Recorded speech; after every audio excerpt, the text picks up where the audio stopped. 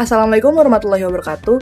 Halo semua, saya Laksana Terprimasi dari kelas 12/4 SMA N32 Jakarta nomor absen 15. Di sini saya akan menjelaskan bagaimana cara menentukan perhitungan koefisien determinasi regresi dari data bivariat. Kalau begitu langsung saja lanjut ke materinya. Oke, di sini sekarang kita udah masuk ke dalam soalnya, yaitu saya akan menjelaskan soal nomor 5. Nah, di sini soalnya yaitu Bu Atun memiliki kebun apel di Malang. Kebun apel dikelola dengan baik sehingga memperoleh hasil panen yang melimpah. Bu Atun ingin mengetahui apakah ada peningkatan hasil panen apel jika ia menambahkan pupuk yang diberikan pada beberapa area lahan perkebunannya. Nah, di sini kita punya data dalam bentuk tabelnya. Yang di sebelah kiri ini merupakan data yang berbentuk kolom variabel X, yaitu pupuk yang diberikan dalam bentuk kilogram, dan di sebelah kanan itu kolom variabel Y yang merupakan hasil panen dalam bentuk kilogram juga. Nah, di sini kita langsung ke pertanyaannya aja. Dengan menggunakan rumus koefisien determinasi, tentukanlah A. Nilai koefisien determinasi dari data bivariat yang diberikan pengolahan data menggunakan Microsoft Excel. Lalu yang B, tentukan koefisien determinasinya. Yang terakhir, buatlah kesimpulannya. Nah, kalau begitu kita langsung lanjut aja ke penjelasan melalui Excel-nya. Oke, di sini kita udah masuk ke dalam Excel-nya, yang mana kita akan menentukan koefisien determinasi regresi dari data yang udah kita baca tadi soalnya. Yang pertama-tama di sini kita punya variabel X-nya yang merupakan pupuk yang diberikan dalam bentuk kilogram. Kita buat kolomnya tadi udah kita copy. Selanjutnya ada hasil panen dalam bentuk kilogram yang merupakan variabel Y-nya. Nah, dari data ini kita jumlahkan dengan rumus sum yang kemarin.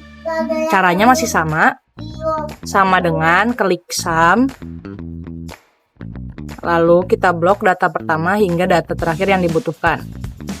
Nah, selanjutnya untuk average juga sama.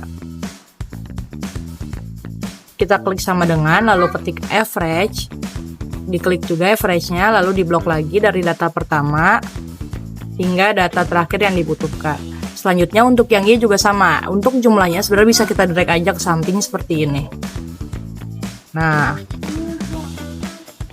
oke, selanjutnya untuk yang kolom-kolom lainnya yang dibutuhkan antara lain yang pertama ada kolom Y bar, yaitu rata-rata dari Y. Nah, untuk yang selanjutnya ada Y min Y bar, ada Y min Y bar kuadrat, ada Y topi min Y bar, dan yang terakhir Y topi min Y bar kuadrat.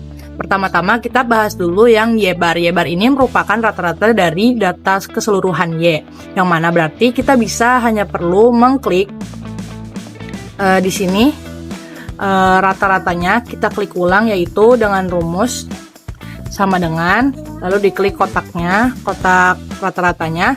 Nah, jangan lupa untuk menguncinya dengan tanda dolar. Nah, kita enter, keluar. Nah, untuk ke bawahnya bisa kita drag saja. Lanjut sampai bawah sini. Nah, kalau sudah, kan masih sama kan? Nah, untuk jumlah dan rata-ratanya juga masih sama, tadi menggunakan rumus sum dan average.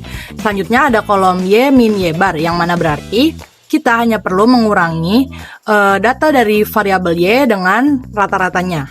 Seperti ini. Sama dengan, diklik, lalu minus dengan sebelahnya. Lalu kita enter, keluar deh hasilnya. Untuk bawahnya juga sama, masih bisa di drag ke bawah. Selanjutnya untuk yang dikuadratkannya. Nah, di sini kita hanya perlu mengkuadratkan kotak sebelumnya, yaitu Y min Y bar. Berarti kita klik sama dengan, lalu kita klik kotaknya, lalu kita beri tanda topi sebagai pangkat, dan jangan lupa untuk diklik angka 2-nya. Nah, keluar deh. Seperti tadi ya. Lalu kita coba drag ke bawah. Oke, masih sama, berarti hasilnya betul. Selanjutnya untuk yang Y topi. Y topi ini rumusnya agak berbeda, teman-teman. Yang mana di sini kan kita tahu ya, rumus Y topi itu A plus BX. Yang mana berarti kita perlu menjumlahkan hasil dari A-nya ini dengan B. Lalu untuk Y topi ini kita dapatnya dari mana? Kita dapatnya dari perhitungan regresi sebelumnya. Yang mana sebelumnya kita sudah pernah menghitung menghitung regresi dari data ini. Nah, untuk itu maka kita hanya perlu menjumlahkan A plus B dikalikan dengan data X-nya nanti. Seperti ini contohnya, kita langsung coba aja. Sama dengan, lalu diklik A-nya, dijumlahkan dengan B, yang di bawahnya, lalu kita kalikan dengan tanda bintang. Kita kalikan menggunakan tanda bintang, lalu kita kalikan dengan data X ini. Nah, kalau sudah, jangan lupa untuk mengunci kotak A agar nanti tidak turun ke bawah datanya. Kita kasih tanda $. Untuk yang B juga, jangan lupa untuk dikunci dengan tanda $. Nah, kalau sudah, kita bisa enter. Nah, di sini hasilnya masih sama, kita tinggal drag ke bawah untuk mendapatkan hasilnya. Kalau tidak berubah, berarti betul ini di sini. Selanjutnya kita pindah ke kolom Y topi min Y bar, yang mana berarti kita hanya perlu mengurangi Y topi ini dengan Y bar. Nah, di sini kita coba ulang untuk menguranginya, sama dengan Y topi dikurang Y bar. Kita enter. Nah, hasilnya masih sama teman-teman. Yang terakhir ini sama saja dikuadratkan, berarti yang sebelah sini kotak ini kita kuadratkan. Kita kasih tanda topi dan angka 2, lalu di enter. Nah, jangan lupa untuk menjumlahkan keseluruhannya dan juga menghitung rata-rata keseluruhannya. Selanjutnya kita pindah ke perhitungannya langsung. Di sini kan kita punya rumus ya. Di sini ada rumus untuk menghitung R kuadrat atau koefisien determinasi regresinya. Nah, di sini rumusnya adalah JKR dibagi dengan JKT. Lalu, apa itu JKT dan JKR? JKT adalah jumlah kuadrat total dan JKR adalah jumlah kuadrat karena regresi. Rumus dari JKR sendiri ada 2, yang ini dengan yang sebelah sini. Tapi kita akan berfokus dengan rumus yang sebelah sini dulu ya teman-teman. JKR sama dengan sigma Y topi dikurangi Y bar kuadrat. Untuk JKT, sigma Y min Y bar kuadrat. Nah, kita langsung hitung. Kita coba langsung hitung aja. Kita di sini kita kan sudah punya ya tadi ya Y topinya. Karena kita sudah pernah menghitung regresi dari data tersebut. Selanjutnya kita berarti langsung pindah aja ke JKR dan JKT-nya. Pertama-tama kita bahas dari JKR-nya dulu. JKR ini kan rumusnya tadi sigma Y topi min Y bar kuadrat. Karena kita sudah punya data dari Y topi min Y bar kuadrat ini di sebelah sini. Nah, sigma itu kan berarti sum atau jumlah. Sigma itu dalam bentuk matematikanya dan sum adalah dalam bentuk Excel-nya. Itu berarti kita hanya perlu mengklik ulang kotak yang ada di sebelah sini. Seperti ini. Kita klik saja.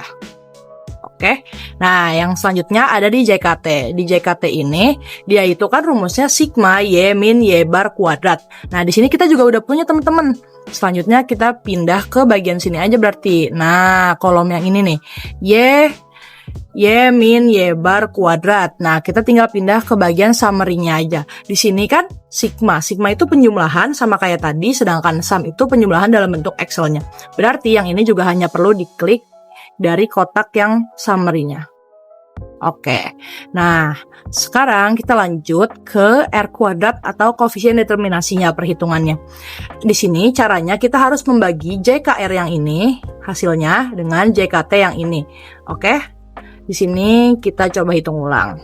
Di sini JKR di slash untuk membagi dengan JKT. Oke, keluar hasilnya. Lalu bagaimana caranya agar hasil tersebut dapat menjadi dalam bentuk persentase atau persenan? Di sini caranya, kita hapus dulu sebelah sini. Karena kita hanya perlu untuk mengubah persennya, kita pakai kotak yang sebelumnya saja. Kita klik kotak sebelumnya, lalu kita enter dan kita ubah dalam bentuk persenan yang di sebelah sini. Oke, kita ubah dulu di sininya, jangan bentuk persentase, kita ubah ke number aja yang sebelah sininya. Sebentar.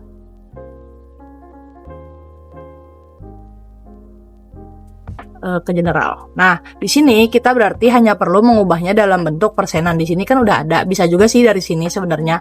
Dari persentase sebelah sini. More number format. Ya, bisa sebenarnya dari percentage yang ini, percentage. Cuman, biar lebih gampang teman-teman bisa pakai yang di sebelah sini aja. Nah, keluar deh persentasenya. Nah, berarti hasil koefisien determinasinya adalah 2%. Oke, kalau begitu sekarang kita akan pindah ke bagian kesimpulan. Oke teman-teman, kita akan membahas kesimpulan dari keseluruhan perhitungan koefisien determinasinya. Di sini kita akan menjawab soal-soal yang sudah diberikan tadi. Pertama, soalnya ada nilai koefisien determinasi dari data bivariat yang diberikan dengan menggunakan pengolahan data menggunakan Microsoft Excel.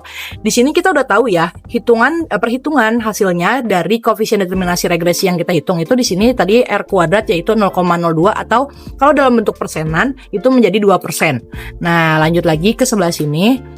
Pertanyaannya masih sama berarti, tentukan koefisien determinasinya. Di sini hasilnya koefisien determinasi regresinya adalah 0,02 atau 2%. Kita lanjut ke bagian kesimpulannya berarti nih. Di sini, dengan determinasi 2% yang merupakan nilai Y atau hasil panen apel dapat dijelaskan oleh persamaan regresi tersebut. Atau dengan kata lain, 2% Y dipengaruhi oleh X yang merupakan jumlah pupuk. Dan 98% sisanya dipengaruhi oleh variabel lain di luar jumlah pupuk. Nah, sehingga indikasi ini menunjukkan bahwa variabel lain lebih dominan dalam memfaktori penumbuhan hasil panen, yang mana setiap penambahan 1 kg pupuk justru akan menurunkan rata-rata hasil panen sebanyak 0,02 kg. Jadi di sini ada faktor X yang merupakan jumlah pupuknya, tetapi faktor X ini tidak dominan dalam pertumbuhan hasil panen apelnya, yang mana justru hasil panen ini dipengaruhi oleh faktor-faktor lain yang lebih dominan. Nah, di sini juga ada perkiraannya yang mana setiap 1 kg pupuk akan menghasilkan akan menurunkan rata-rata hasil panen sebanyak 0,2 kg. Oke, kalau begitu, sekian penjelasan dari saya Laksenata Primasi, absen 15 kelas 12/4 SMAN 32 Jakarta. Di sini saya pamit undur diri. Wassalamualaikum warahmatullahi wabarakatuh.